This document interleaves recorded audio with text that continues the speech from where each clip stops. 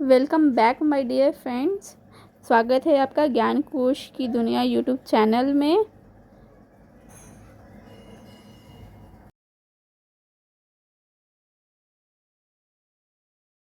तो दोस्तों, आज हम लोग पढ़ेंगे दिनकंत भाग 2 के पद 5 कवित के बारे में। कवित के कवि का नाम है भूषण, जिनका जन्म हुआ है 1613 ईस्वी में और इनका निधन हुआ है 1715 ईस्वी में। इनका जन्म स्थान है तिकवा बांकापुर, कानपुर उत्तर प्रदेश के रहने वाले थे। इनके पिता का नाम है रत्नाकर त्रिपाठी और इनका मुख्यतः भूषण नाम से ही पुकारा जाता था। इनको कवि भूषण की उपाधि दी गई थी। इनके प्रमुख आश्रयदाता में छत्रपति शिवाजी महाराज, शिवाजी के पुत्र शाहू जी और उनके पन्ना बुंदेलखंड के राजा छत्रसाल जी थे।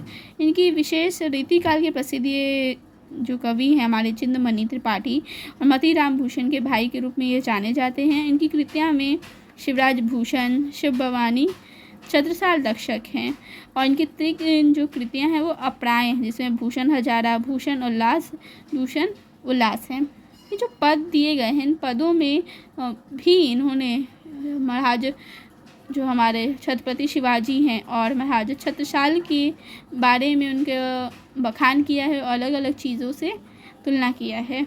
आइए एक एक करके एक पद को जानते हैं, समझते हैं।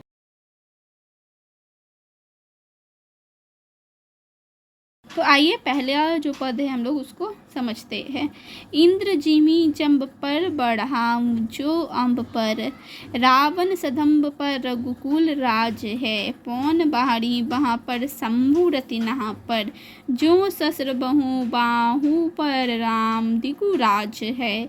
दावा दुम दंड पर चीता मृग झुंड पर, भूषण वितुंड पर जैसे मृगराज है।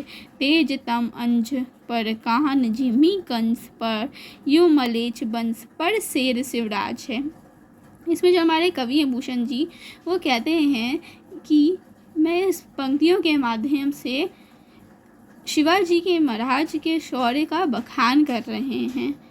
और मैं बखान करते हुए वो आगे कहते हैं कि जैसे इंद्र का राज यमराज पर है, समुद्र की अग्नि पर राज पानी का है।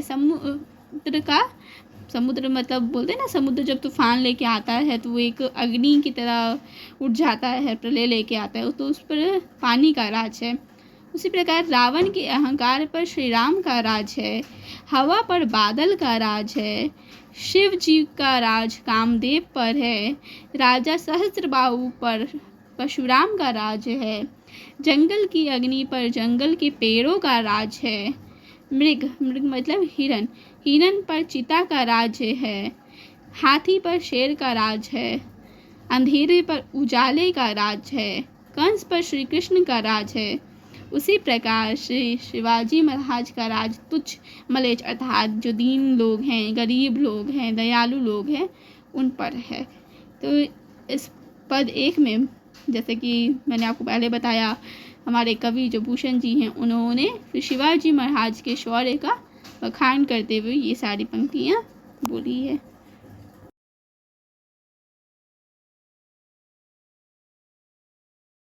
आइए अब दूसरे पद को समझते हैं। निक्सत मयांते मयूखें पले भानु कैसी, पारे तम तुम ये गंदन के चाल को। लागती लपिक कंठ बैरिन के नागिनी सी, रुद्र ही रिझावे दे दे मुंडन की माल को। लाल छतिपाल छत्रसाल महाबाहुबली, कहाँ लो बखान करूं तेहि कर बाल को। प्रतिभटक भटकटक कटीले केते काटी कालिका सी कलेहू देहती कालकुम। इस जो हमारा पद 2 है, पद 5 का पद जो 2 है, इसमें हमारे जो कवि हैं भूषण जी, उन्होंने वीर छत्रसाल महाराज के शौर्य का बखान करते हुए कहा है कि जिस प्रकार सूर्य के प्रलयंकारी मतलब जैसे उनकी किरण होती है, सूर्य की रोशनी होती है, वो प्रलय ला सकती है, वो किरणें जो निकलती है वो प्रलयंकारी होती है। उसी प्रकार जैसे कि छत्रसाल जी की तलवार मयान से निकलती है तो वो प्रलयंकारी होती है। जिस प्रकार प्रकाश अंधकार को ख़त्म कर देता है, उसी प्रकार छत्रसाल जी की तलवार शत्रुओं को ख़त्म कर देती है और उन पर विजय प्राप्त कर लेती है। और जैसे जैसे उनकी तलवार, बताते हैं वे आगे कि जैसे जैसे उनकी तलवार चलती है ऐसा लगता है कि नागिन अपने शत्रुओं के गले से लिपट कर उनका नाश कर रही है। और वो शिव जी को खुश करती है। नागिन जो बोलते हैं शिव जी के प्यारे हैं। उसी प्रकार जब ये तलवार चलती है उनकी, तो ऐसा लगती है कि शिव जी को खुश करने के लिए मुंडों की माला चढ़ाई जा रही हो। वे आगे कहते हैं कि मैं आपकी वीरता का, आपकी तलवार का क्या बखान करूं। आपकी जो तलवार है वो शत्रुओं को ऐसे काटती है जैसे कि माँ काली ने रक्त बीज का संहार किया था।